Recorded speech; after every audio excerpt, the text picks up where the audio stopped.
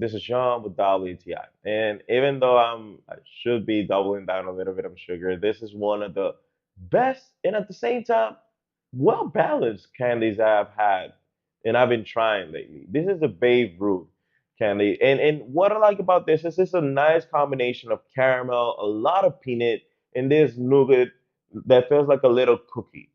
And the sensation of having this, it was really good because it's crunchy in it's like soft in the outside, but it's pretty crunchy in the inside because it has this caramel taste. It gives you this peanut taste in the almonds. So you get all these mixed nuts that it just gives you this crunch at the end that is pretty good. I would get this and I just put it in the fridge. And really like to eat all of my candies really cold. It's just like a personal preference.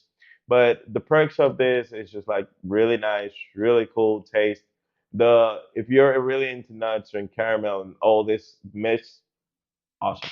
So this was John with WTI, and that was my point of view.